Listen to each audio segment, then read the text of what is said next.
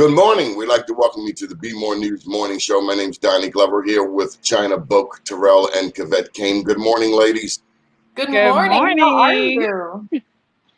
It looks like Cavette is live, and I'm loving it. Yes, ma'am. I'm on the outdoors today. Cavette, where are you broadcasting from? I'm broadcasting from Greenbelt. You're on location? There's Marsha Jude. Hello, Miss Marsha. Good morning. Hey, Marsha. How are you? I'm great. I had How's everybody? with the link this morning, but it looks like I wasn't the only one. No. Good. So we're doing breaking okay. news right here on the set of BmoreNews. Breaking news. Marsha Jude. We're being joined by the new delegate of the 40th district, Delegate-elect Marlon Amprey. Good morning, sir. Good morning, sir. Good morning. I'm excited. Are you related to Walter? Can you hear us? Good morning, everyone. Good morning. You're doing just well, counselor. Yeah, that was my uncle and godfather, a great mentor in my life. Who really... Yeah, it's a good dude. Congratulations. Yeah, congratulations. Congratulations, man. Yeah, thank you so much. Thank you so much. Thank you so much. Thank you so much. So what made you decide you wanted to be a delegate? I'm ready to serve. What made you decide you wanted to be a delegate? I've always been involved in the community. I've always advocated for those who are the most disenfranchised. And, over the past, few years, I've found that many of what we consider progressive policies are not doing enough for the communities here in the 40th district. Honestly, they're not doing enough for the Black community here across the state and in the city. And I think that, I want to ensure that we have equitable and inclusive legislation that is ensuring that the most disenfranchised are getting the support and help that they need, and that the communities that have been defunded over the past few decades get their justice and just due, and ensure that they are getting what they deserve. And as a former educator, I see it in education. As a current corporate attorney, I see it in the ways in which we are our business owners and our businesses don't reflect the population. And honestly, as the only man in my house who hasn't been incarcerated, I know what it's like on the other side of that wall. And we aren't doing enough to ensure that when our citizens return, that they're returning at their best. So I care deeply about criminal justice reform. Outside of just holding police accountable, we also have to do more to ensure that our incarcerated citizens are getting the best that they deserve so they can come back and be productive. So those are some of the things I care deeply about, and I haven't seen enough of that being at the forefront of what we need to have happen in the district and in the city. And I'm looking forward to continuing that mission and ensuring that, every voice is heard and that there's true equity and inclusion and all that's done here in Annapolis on behalf of Baltimore City and everyone across the state. I love it. You sound like you're really committed. There's one thing that you did talk about in terms of the people who are incarcerated. What would you like to see happen to them in terms of their development, professional, mental, and emotional development? Yeah. So, so first of all, I think we have an obligation to improve the life of every citizen. And 1/3 of Maryland prisons are filled with individuals that come from Baltimore City. So the Baltimore City delegation should be doing the most critical work to ensure that those who are incarcerated are only there once. They go in once and they come out better individuals. So what I want to see is just more investment and funding into educating our incarcerated citizens.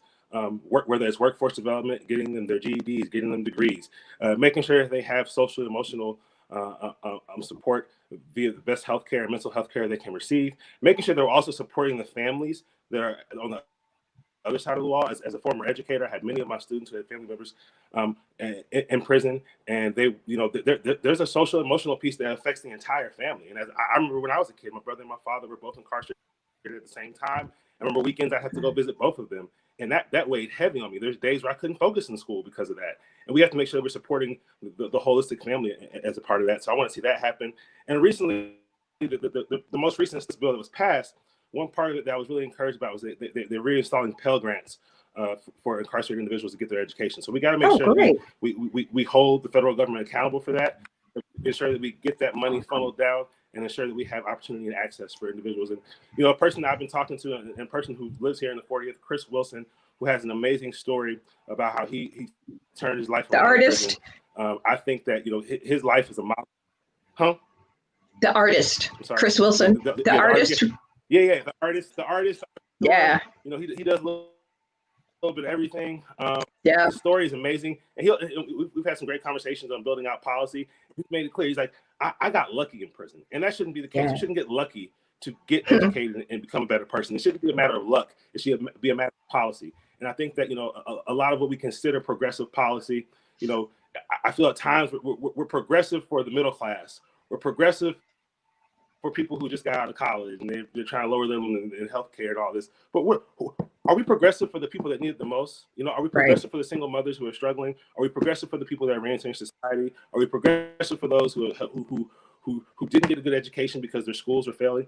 Who are we progressive for? And I think we have to make sure that the progressive wing of the party and the progressive nature of what we're trying to do is aligned with the most disenfranchised, and honestly, it's aligned with with Black people, ensuring that, you know, being progressive means that you can't have anti-Black policies, and, you know, that's something that I care deeply about, and I'm looking forward to bringing that to Annapolis, and, you know, I'm looking forward to ensuring that we have real change come for the most vulnerable citizens. I have one more question about this. How much does it cost for each prisoner in juvenile and in the regular incarcerated jail prisons, the major prisons, for how much does that cost for adults and for juveniles per year, roughly? The last numbers I heard were like 30-something thousand. Over time. Right. Yeah, it varies over time. It's between 19 and 30,000 for each person. And when you think about it this way, I mean, that's more than what it costs to send an in-state student to most of our colleges here in the state. That's more than what it costs to send a student to the University of Maryland College Park, our flagship university. And, you know, I think that, you know, we have to pivot. And, you know, I think COVID, the pandemic, you know, I have a personal connection to it. I lost my grandmother this month to the pandemic, and it's, you know, it's unfortunate, and a lot of people have lost. Yeah. The hardest part is who we've lost, but we have to walk away. We have to turn something great out of what's happened. And I think that we've learned that technology can work to connect people. And I think that, you know, as universities have now moved to doing everything online, why can't we bring that to our prisons? Right. You know, as they don't want to. As now I'm talking to my doctor and my therapist. Yeah, I'm talking to my doctor and therapist via my phone. We can do that for families, and we can install ways to ensure that wall that divides our citizens from being incarcerated, not being incarcerated, that wall does not divide them from services that we can get to them. So that I care deeply about, and we've got to make that happen. And I'm really going to press hard on those issues when I get the opportunity to join on the session a few weeks from now. Well, thank you. I'm excited. You're going to do that. Yeah, absolutely. I think that's awesome. The initiatives that you're talking about and being able to make a difference in that arena. I'd like to get your thoughts on a comment that D.L. Hughley made. He brought up a scenario, and he was talking about, how much the prisons actually earn in terms of income per inmate. And when he talked about, obviously as a comedian, he was, joking, but, the truth is in the joke. So the question was, how do you feel about what D.L. Hughley said regarding our investment in the prisons? He said, if we're going to be, in the prisons, if we're going to be housing the prisons, then we should own them so that we can, if we have stock in the prisons, then at least we can give some direction to, what happens in the prisons. How do you feel about that? Yeah, I mean, I think we can't hear you, Donnie. Be no problem hearing from You're muted. The whole concept of incarceration, it goes back to it goes back to the premise of correcting, right? So the goal should never be to correct and improve people's lives. So I don't think, I think ultimately what we have to realize is that if we invest in individuals who are incarcerated, they can be an even bigger opportunity to spur and create economic development once they are released, right? So I think companies who invest in prisons, if you invest in individuals and you have an opportunity to employ them upon them leaving, you can get them for 40 years as an employee, and you can make even I hate to use the concept, make money off of them, but you can utilize their services in order to help your company thrive, right? Instead of keeping them incarcerated. So there's more. Well, but there are companies who are thriving because the prisoners are incarcerated. I mean, I would say this: there are companies that are doing well. I won't say that companies are thriving. One thing you have to remember is that you wouldn't. We have seen the Republican Party join in on criminal justice reform and reducing those people in prison over the past, I would say 10 to 15 years. The reason they're joining in is because in many of the southern states and red states, the overpopulation of prisons is costing the states so much. It's really becoming a burden on other individuals outside of the private industry. So the reason that they're joining in isn't really a moral component, in my opinion. A lot of it is just the premise. So yes, there is profiting that happens in prisons. There's profiting that goes beyond the actual person being there. There's profiting that goes on how we literally are making money off of the poor, right? There's profiting on how you put. I've had to put money in accounts for my family members who are incarcerated. They make money off of that. They make money off the phone calls. They're making money. There's ways to make money off all those things. And that's not thriving. Not as profitable, but yeah, I think. Delegate, you say that's not thriving? $5 to make a phone call, $10 to make a phone call, and you say that's not profitable? No,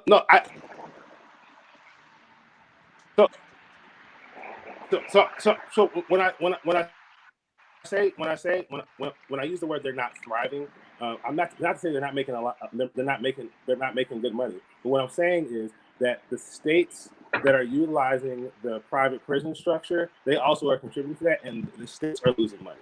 So the problem is that it has become an economic barrier for many states, and that is why you are seeing individuals who previously were happy to incarcerate as many Black people as possible are now saying, well, let's rethink this because of the economic burden it is now placing on states. So I think that we have to rethink and ensure that we lower that we lower the amount of people in prison. We also got to make sure when people go once, they only go once. We lower recidivism. It's the revolving door is how. How about we keep them from going at all? We can combat that. Over 600,000 people go to prison every year. There's so many layers to how we have to.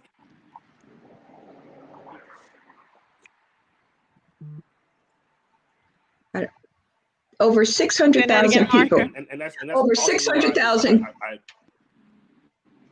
Right.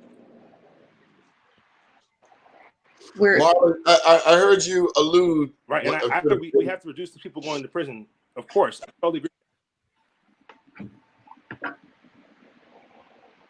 All I was going to say is that I heard you allude to the Republicans and how they, their involvement with the mass incarceration.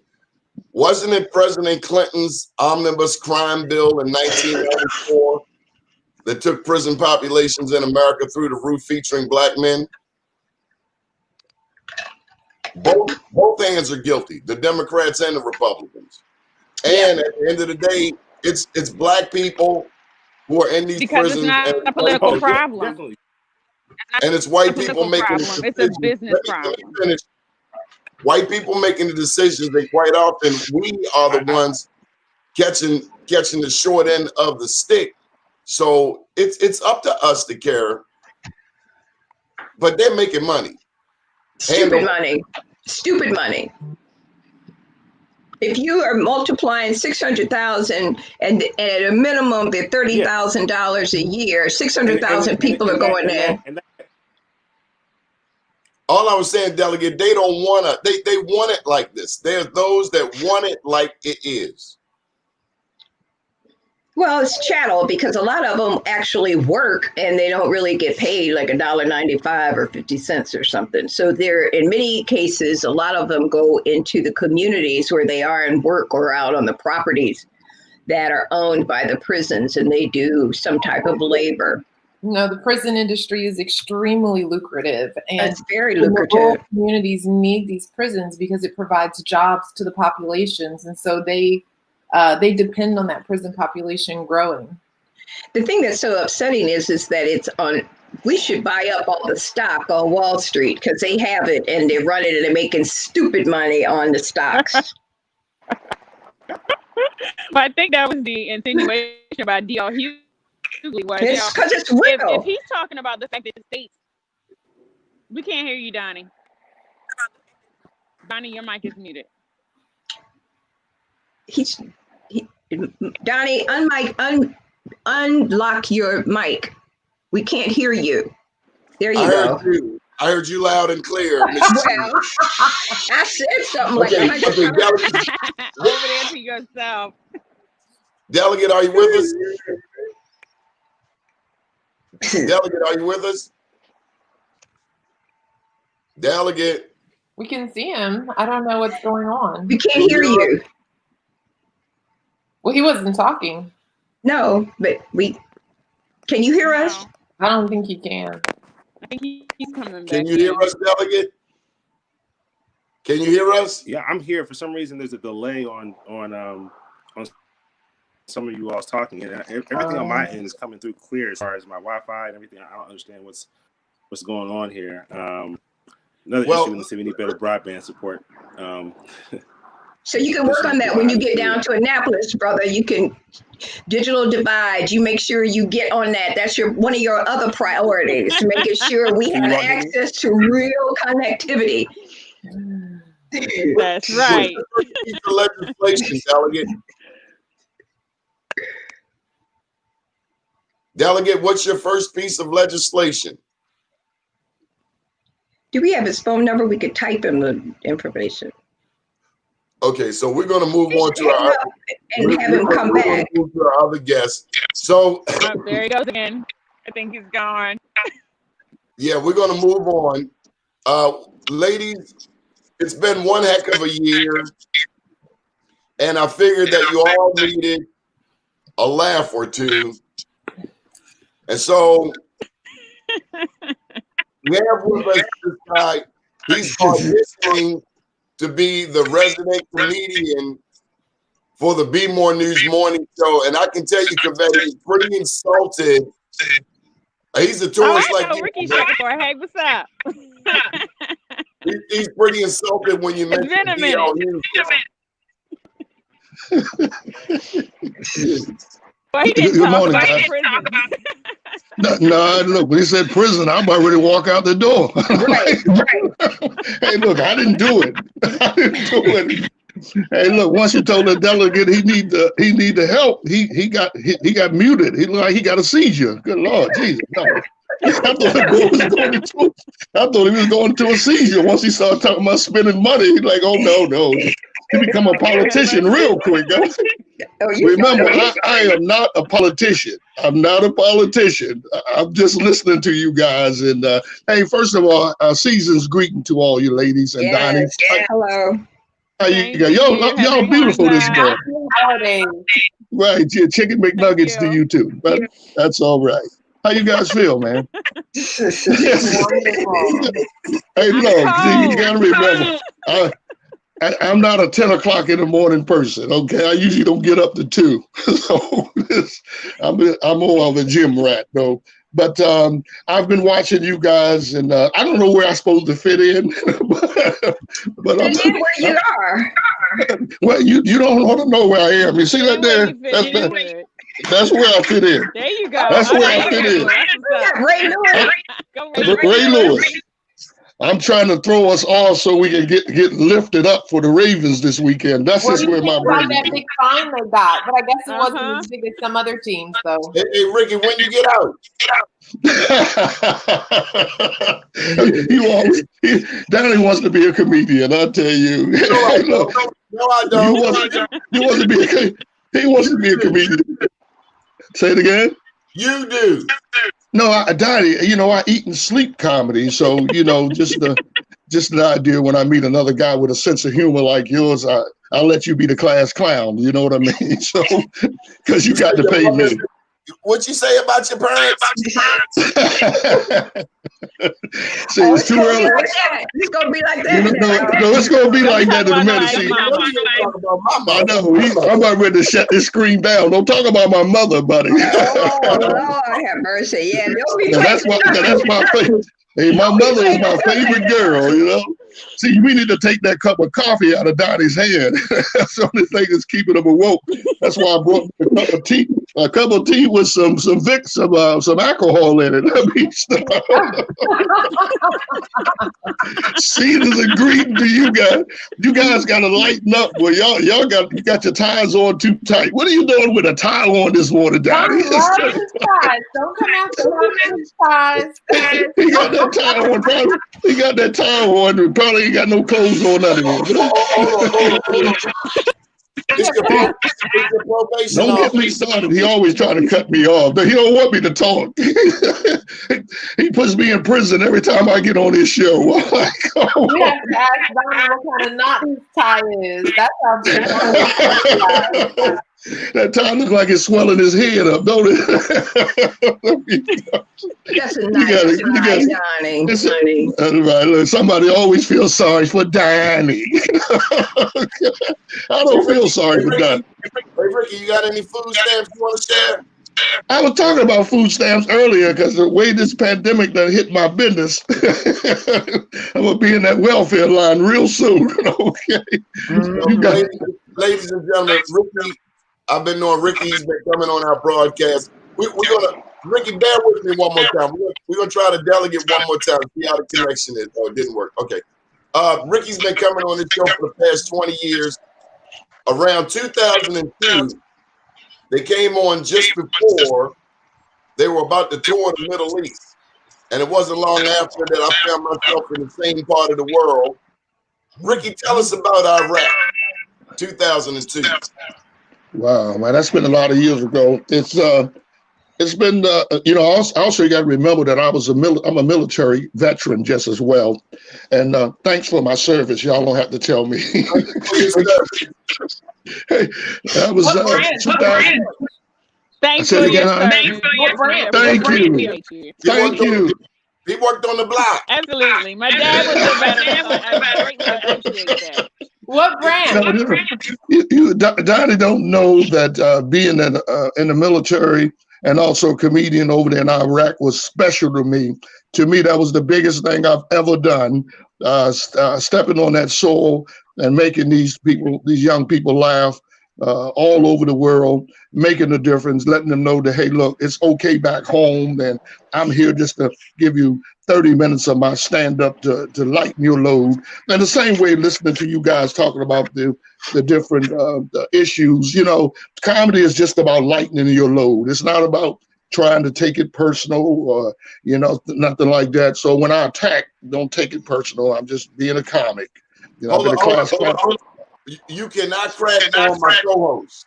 Especially I ain't because she's strapped. She's strapped. I'm telling you, she's strapped. She will shoot your ass. If she can shoot me online, she's good.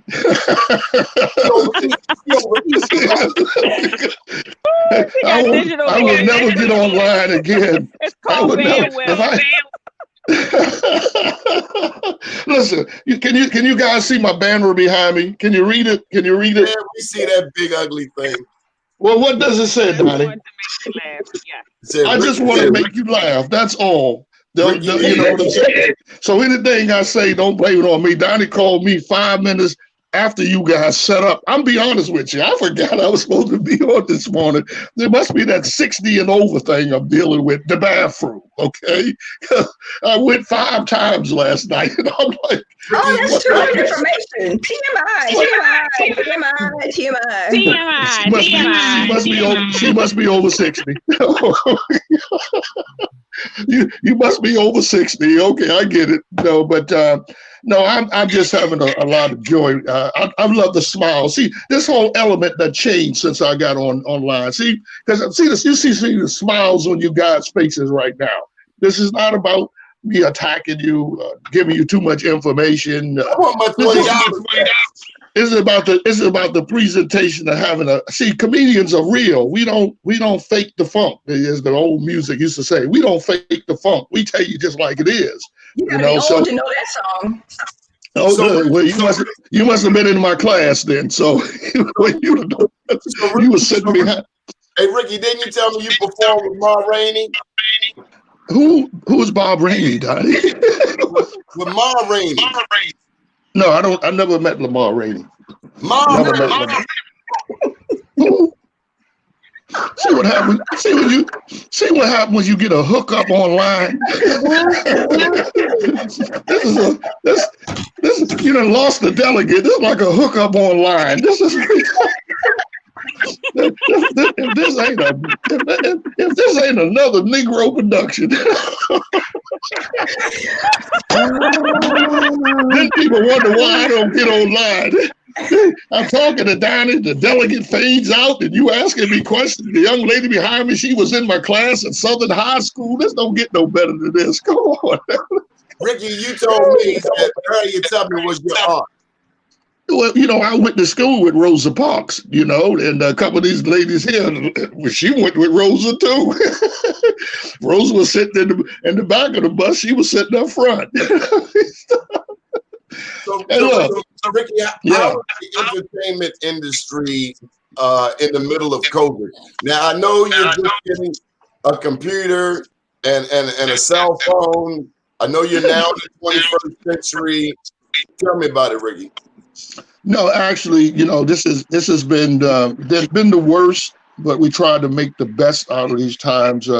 I'm still trying to produce one show a month here in Baltimore, which I'll put it up to you real quick. That's my show coming up on the 9th.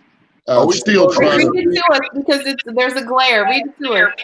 Yes, this is my comedy show coming up on January the 9th, right here at Club Expectations on the east side of Baltimore.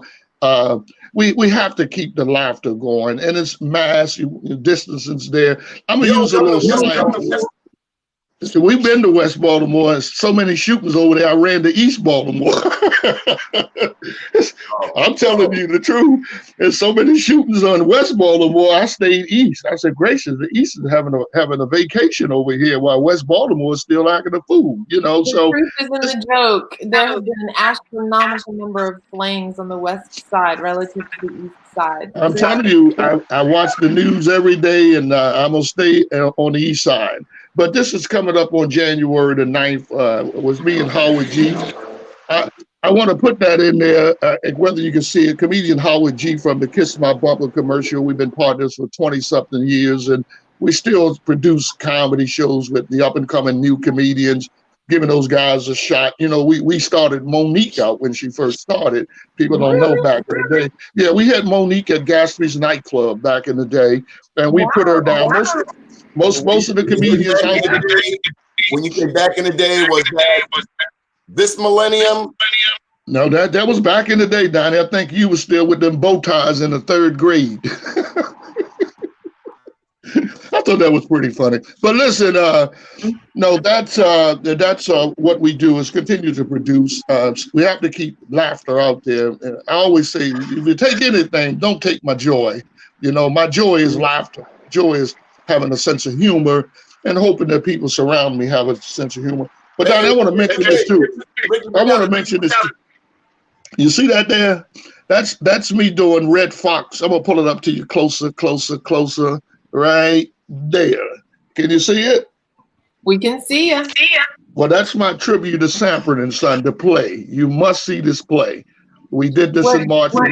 We started before the pandemic. We ended in March when the pandemic started, and we got a lot of local comedians from Miss Maybell doing Esther, Howard G doing Lamont, Rickey Shackleford doing Fred G. Savage, big dummies. So this play has got to be seen. It's going to hit national when this pandemic is over. You're going to hear so much about Sanford and Son, the tribute play. So I had to put that out there because I don't know when Donnie gonna cut me off. I know it's coming soon, and yeah. But this is. I used to watch Sanford and Son. He's not gonna do you like the Sandman. Every single He gonna day. do it. I loved it. Lamont became a pastor.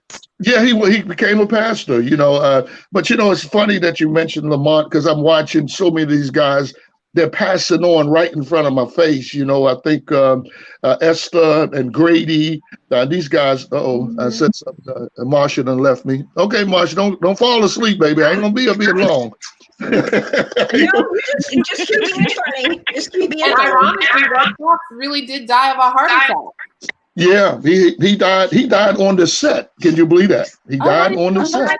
Yeah, he had the big one, but Red had a lot of wear and tear. He's been in the band so many years, and he left his legacy because I still talk about him. I still want to watch Sanford and Son, and to put this play out here. This is the biggest thing I've ever done, and I'm so proud of the people in the play. So when you guys take a little politician time off, come in and watch that play because we all need to laugh, folks. Some good, clean laughter too. It's not no dirty humor, just clean television laughter. That's all it is. So what website to find out when it opens again or how to get tickets? Well, I'm on Facebook. You can hit Rickey Shackleford on Facebook. I'm always posting things that I do, and also I'm on Instagram, Rickey the Real Deal. Rickey the Real Deal. So, Rickey spelled with an E.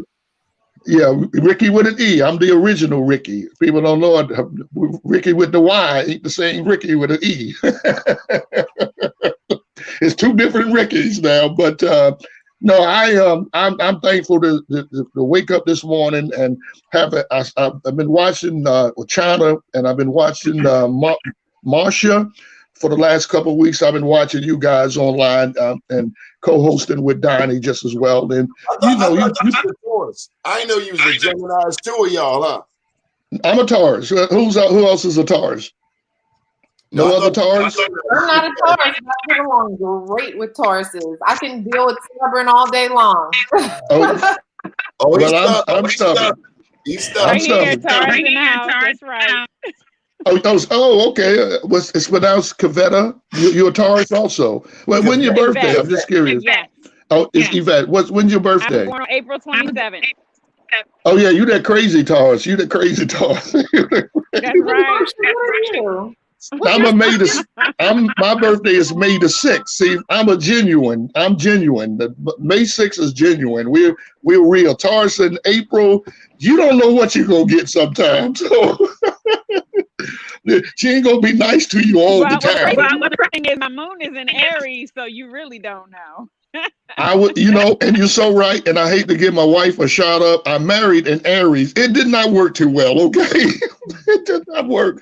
She was something, but oh my God! Look, what's worse? I married a Gemini, so Oh my goodness gracious! You might as well hung your feet when you walked out of the courtroom, because that marriage. Look, my marriage lasted 3 months. We were military. We both an Aries and Taurus. She was from Cambridge, and I'm from Baltimore City. That wasn't going to happen. It wasn't working well at all. But you know what I did? But I made amends though, because I called her and said, "Hey, look, I apologize for what went wrong because I don't remember. We were married at 24 years of age.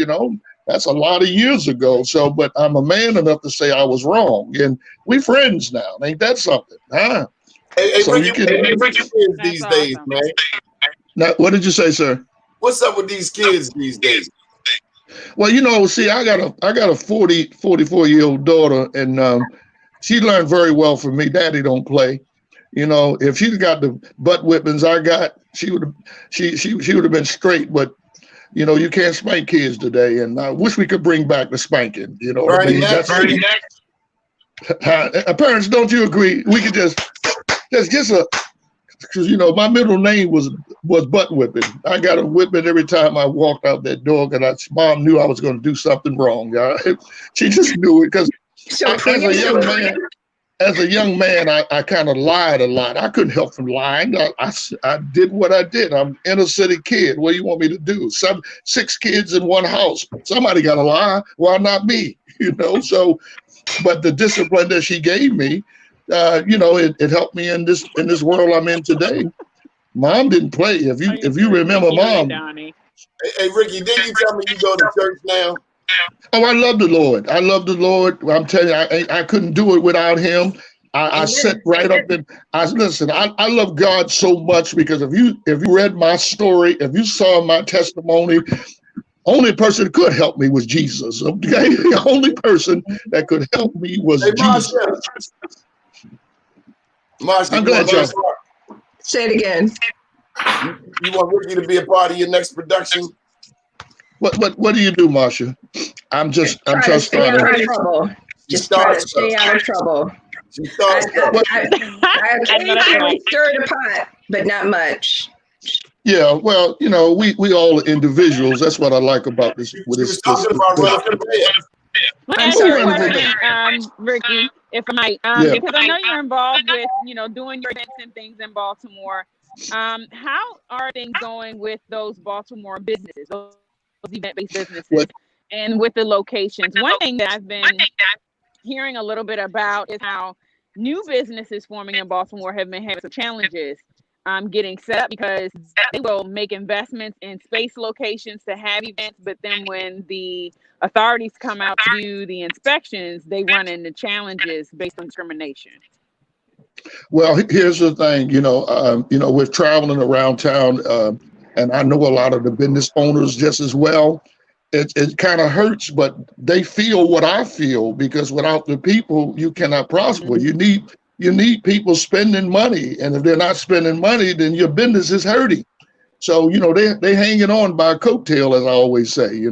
So it's sad to me, but we're gonna make it through this. We just have to put Jesus in your life. You do that one time, you're gonna be surprised how everything gonna change. Tell us about the next generation of comedians. Well, the challenge real is we don't have you coming to do the inspection. That is the challenge.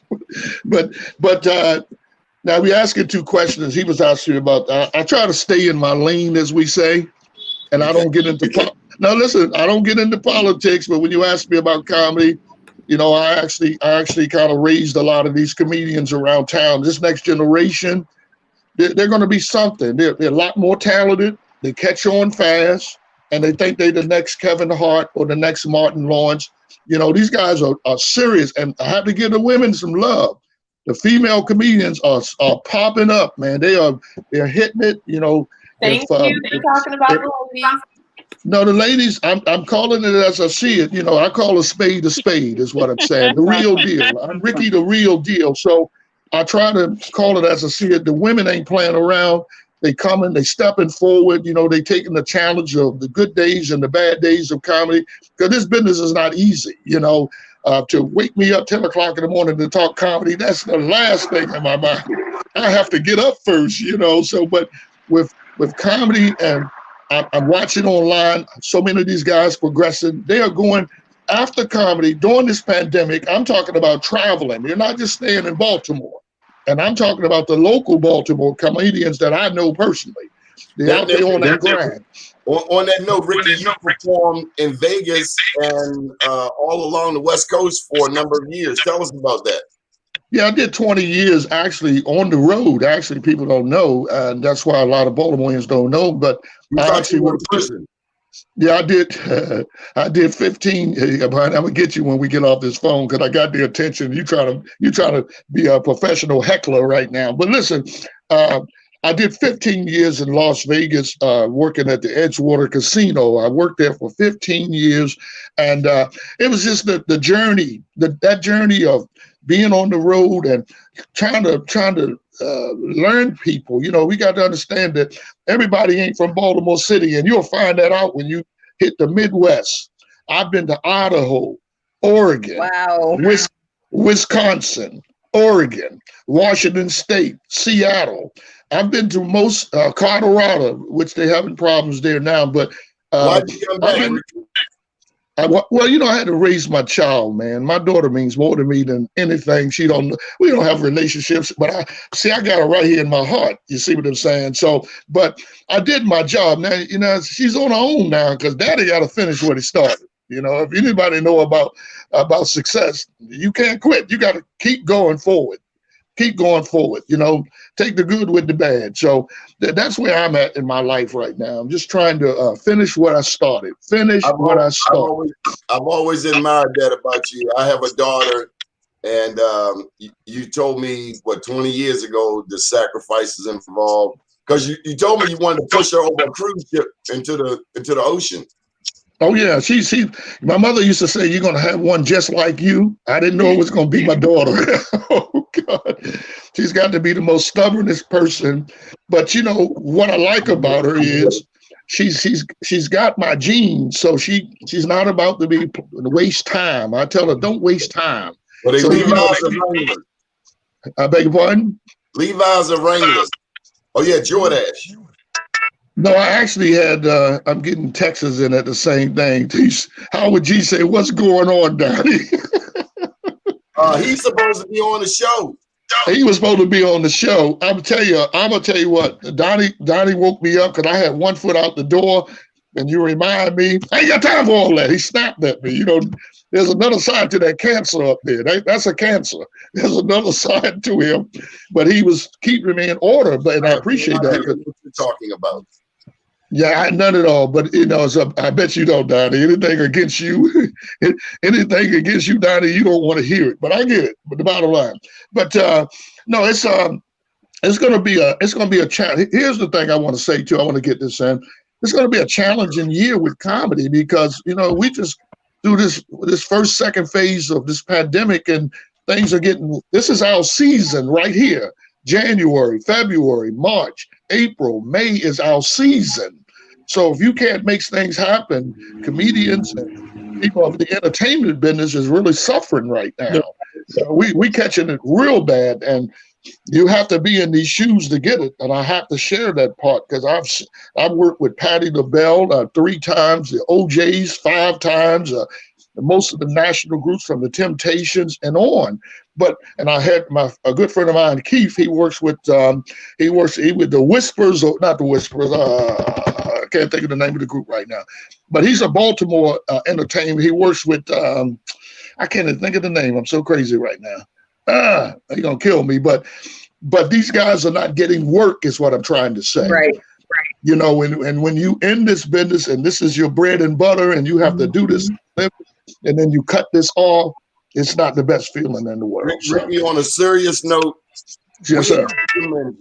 No, this is something positive because I remember when you would not do something like this. No, you had no Instagram, and you was looking at Facebook kind of side-eyed, cockeyed. Sure. Why did you embrace? And I know it's obvious, but in your words, explain why did you have to embrace the new technology? Well, I had to embrace it, Donnie, because it's the sign of the times. You know, we have to learn to adapt as we go along. It's no different than writing new material. I have to write new material to be relevant. So if the times say, hey, look, Zoom and YouTube is what's going on, but the way I can say it again. You were resistant, highly resistant.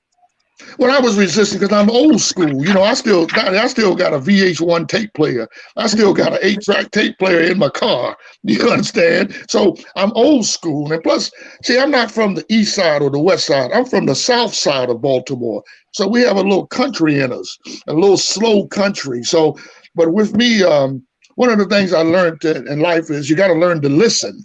You got to learn to listen. And I learned to listen to the young people.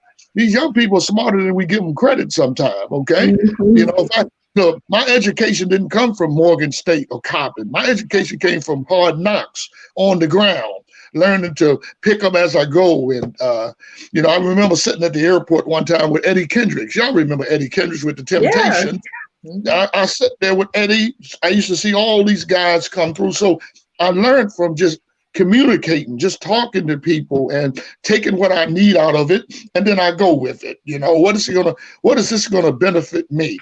You know, and I hope that makes sense to you guys. What I learned, my education wasn't book knowledge. I was on the streets learning it, and what keeps me going is the passion. That word is so big, passion. If you don't have no passion in what you're doing, you're just wasting your time. I agree. I agree. And I preach that to the new comics. This is not a one-hit wonder. That you're not going to one hit. Oh, I made it big. It don't work that way. You got to have passion. You got to take that good time with the bad time, and that makes you that whole person you're going to be at the end of the day. You know, Hey, does that sound better? You know, and I have to share sometimes the wisdom of what you're going through. See, here's the logic. I've been at this since 1978. Think about what 78. I wasn't even out of school, and I got out of school in 75.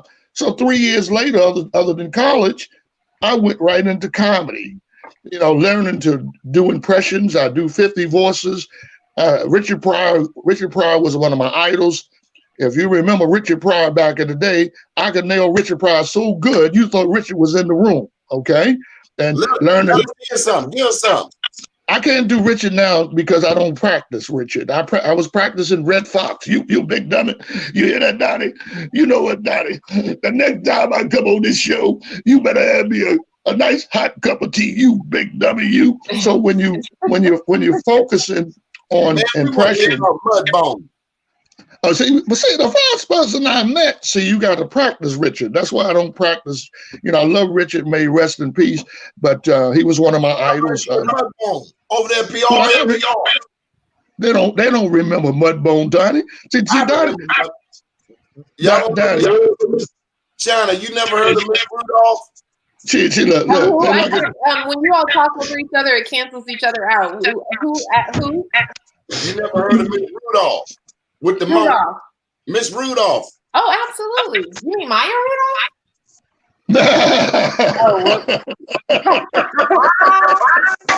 Okay. That's not. I tried this. I was trying to hit Donnie.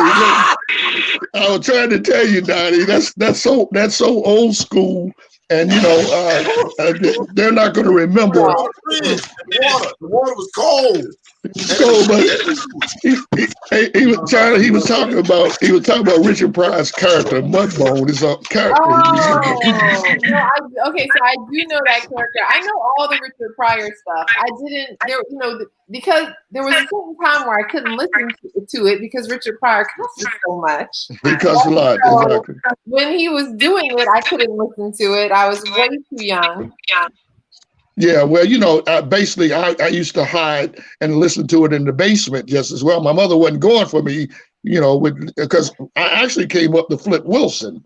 See, Flip was very talented. He was clean, and also Bill Cosby. Bill Cosby, you see, he was one of the cleanest comedians before he started messing with them children. So, I listened to all of Bill Cosby, but Richard Pryor and Eddie Murphy, I did not listen to until way after, almost after it was relevant, because they cussed. I grew up in an evangelical home. There was no way I was letting anybody catch me doing that. Hold up. Marsha, did you used to sneak and listen to Richard Pryor, or did you have to sneak? I didn't sneak. And my parents had a Red Fox Red album. Yes. And it literally was Red and Mom's Maybelline album. And so I listened to all that stuff on the sneak for real, though. Yeah, Sure. Listening to the 8-track. Yeah, wait, you know, listening to the literal albums. Well, you know, Red Fox, I'll never forget, my grandfather lived on Gold Street on North and Penn, and he had a stock of Red Fox albums. And would you believe that he gave those albums to me? So it was just about, you know, he knew that I had that. Yeah, you know, that was a blessing for him to give me that. But it actually got me. I beg your pardon? Where the album is at? I don't know, Donnie. It's been 40-something years ago. Okay, I'm being honest with you. You know the transition of life. You go through things, and I think some of them still in storage somewhere in Seattle. I don't know. Believe it or not, I listen to all of my albums on vinyl as well, but I have an old soul like that. I've been buying vinyl for a long time, way before. Oh, really? Well, you know, I'm really shocked, and I'm listening to you. I feel like I'm doing the interviewing at this point, but I'm really shocked to see that you ladies were into comedy. You know what I mean? Because y'all so serious about your craft, as I say, that I didn't think you had a sense of humor. But Brother, I when she think said, a couple of bottles of wine going on, you would see all of the laughter and smiles. Humor is at the heart of Black culture. I mean, I feel like that's so Sure. central to our contribution to mainstream society, to American society. I wonder what it looked like on the plantation. I can't imagine that there was ever a time that our people did not have humor, no matter what we were going through. If I was on the plantation, I'm going to try to kill that slave master. It ain't no jokes. Right. Oh, now there you go. Daddy, you would have been you'd have been dead on your first day. Mr. Rickey, is it hard to joke about COVID? Like, is it hard to joke about? Are you ready for this? The only thing I would joke about at this point is wearing the mask. I joke, but I don't take it no deeper than that. Because I said, I got a mask here, for example. I said, well, you don't know I said, women look so sexy with that mask on till they take that mask off. When they take that mask off, girl, put that mask on. She looks so sexy in that mask. Oh, did she take it off? Girl, put that mask back on. I wonder what's happening with breath mint sales right now. Say it again. I said, I wonder what's happening with breath mint sales right now. Oh yeah, they're sky high right now. No, people don't need breath mints anymore. Well, I missed that one there. I'm still crying with the mask right now, but they probably are. Yeah. A lot of people falling out because they putting their mask on without brushing their teeth. You've been waiting on that one all day, haven't you? You've been trying to get that one in. Yeah, he got it in. I got bad teeth in my mouth, so don't get near me. This mask was made for me, okay? With bad teeth, oh my goodness gracious! There's nothing I want to say you want to hear, okay? But we got to get out of here. How can people get in touch with you? Thank you for joining us. Happy New Year. Yeah, same to you guys. And I want to just say this. I'm thankful that Donnie Glover invited me to the line this morning. And I'm happy to meet. I don't think I've never met China before, and Marcia I haven't met. I've been watching you guys online, but I don't know you, and I see a different you. And I'm hoping the laughter, whether it was good or bad, it loosens your load. Like you said earlier. We do laugh, we do have fun, but there's a seriousness behind every business, is what I'm saying. That's whether right. it's politics or whether it's comedy, but don't take my humor as he's a clown. I am a clown. I'm just not loose. Because it's 10 o'clock in the morning. I don't work 10 in the morning. I definitely don't. But hoping that I did something. I want to say this real quick too, Donnie. I did something with Teddy the Taxman a couple of weeks ago. And, we have, it's still online. You can go online and see it on Facebook. That's how you can reach me also. And we had such a great time. And I want to thank Donnie, because Donnie really let me go. I was shocked he didn't shut me down as much as and he know I'm going to say it. He's just a clown. He's a real clown. I just get paid for it. But I know. But I want you guys to have yourself seriously a good year, a good 21. We dealt with a 2020 that we'll never forget. And but sometimes we got to keep in mind, laughter is a healing medicine. We need that laughter sometimes. Yes. Keep that laughter in our souls. I don't care what you go through. Laughter could solve a whole lot. I'm gonna say this long and short. My dad was he was on the operating table. They was putting stents in his heart way before he passed. He came out of the operation, said to me, he said, Rickey, he said, you really made me loosen up because you made me laugh. And I'll never forget that. I carry that with me. And it makes me feel good that, hey, look, I'm not here in vain. I'm here for a purpose.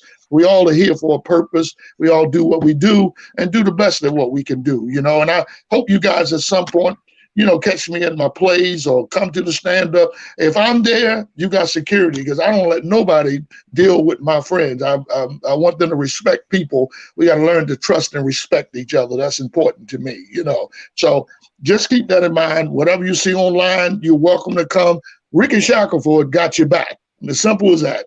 That's who I am. I try to But everything ain't gonna be what you want sometimes. It ain't gonna be everything. That's Ain't gonna real. lyrics, everything ain't. I know he just dying back there laughing at me.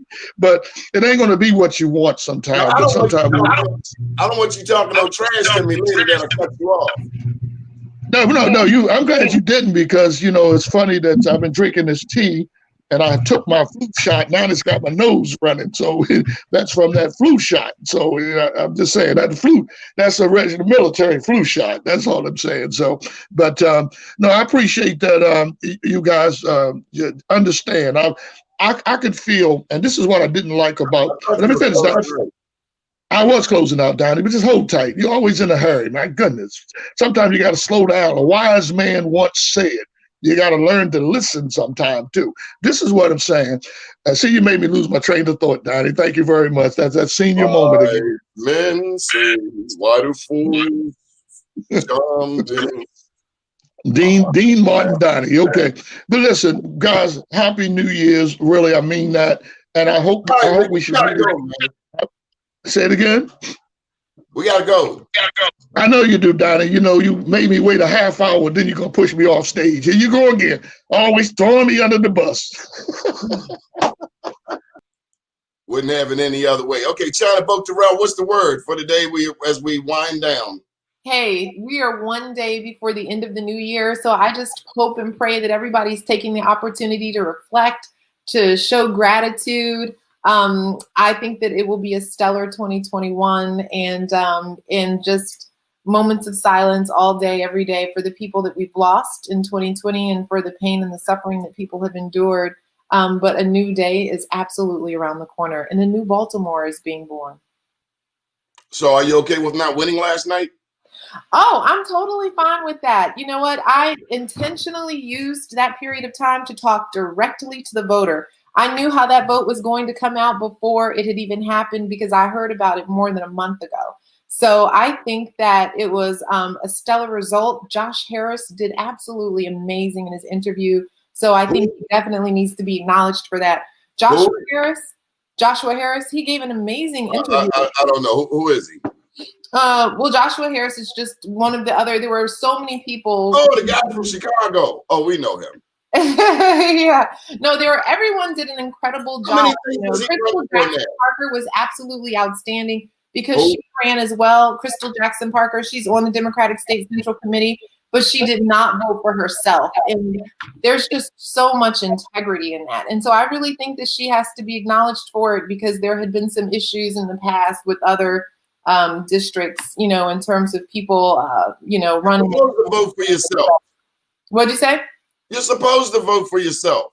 Well, if you're on the committee and you're voting on everyone, and then you vote, it's inherent conflict of interest. Y'all trying to bring value. Let me tell you, this is war. It's kill or be killed. It ain't all of that kumbaya, or that's my friend, or I'm showing integrity. It's kill or be killed. That's it. It's war. But I'm really extremely proud of the job that I did, and I had some incredible outreach afterwards that I'm absolutely thrilled about. This is a very long game, so looking forward to what's coming. And it's too bad that we lost Marlon. I mean, very much congratulations to him. I think that he's done. He has a great story around the Big Brothers. I'm gonna be honest. I've never heard of him. Ask him about. I'll be honest. I've never heard of him. Okay. I mean, prior to the show, we never heard of you. But we do know Frank Conaway, and that cat gets votes. Hey, Marsha, you know Frank Conaway Jr.? Miss Marsha, you're muted.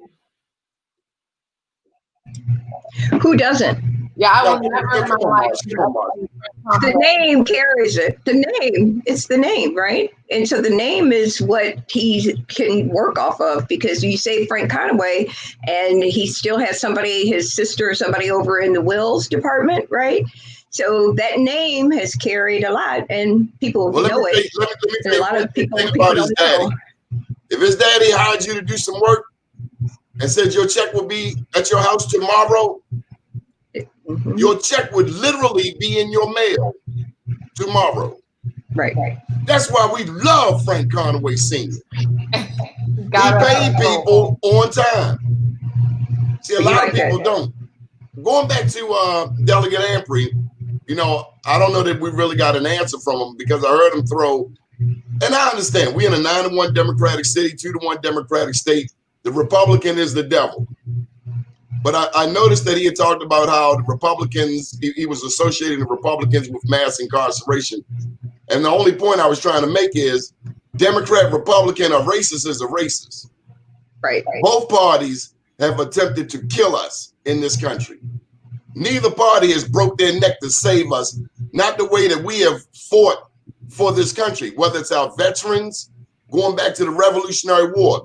What last week, we had the people on from Georgia talking about that Georgia election. So, you know, no one's gone out of their way to save us, to help us. And so we really want this new generation, your generation, China, of elected officials to be fearless. Donnie, you are absolutely 100%. We don't need no stepping, fetching, soft ball catching, throwing people. We need people who are going to go and get us what we need. We're tired of this. We're tired of this. We're tired of it. I agree. All talk and saying nothing.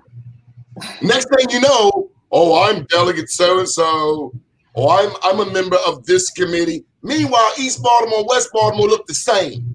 They look cute. The same, but we're burying our children. 335 murders already this year, according to Cham's page. It is not a game. Like, people are dying over the decisions that we make. The politics cannot be politics as usual in this circumstance, because it is absolutely a matter of life and death. You're absolutely right. The Democrats and the Republicans are responsible for the mass incarceration. That is well documented. I felt that the first sort of hopeful, or one of the first anyway, signs of hopeful progress was when Obama sort of systematically began to go through and to do the releases of thousands of people over the small drug offenses. But I know a lot of people say that he didn't do enough. There should not have been individual review of the cases. And I used to be upset too that it wasn't more. But then after I saw what they did to Obama on his Supreme Court nomination, I realized that maybe he did as much as he thought that he could without. Could only do. He didn't have the support. If you have all those racist people surrounding you and they are making decisions, what you going to go as far as Trump went in supporting the Proud Boys? Oh, and they would have had his head. Okay, well, they already got Obama's head, right? They would have had his head. You would have found that boy hanging on a doggone tree. We've been hanging. We've been hanging. I don't know that white. If Obama had gone as far in supporting some of the Black issues as Trump has gone in supporting the Proud Boys, I don't know that the white liberals would have stood with. We don't care. We don't care. We got to go. Up to date, down tomorrow, do your day, and everything will follow. Nothing to it but to do it. I got to do it regardless of how I feel. I am somebody. I am my brother's keeper. I got to work on my house. I love you, and we'll see you tomorrow. Bye.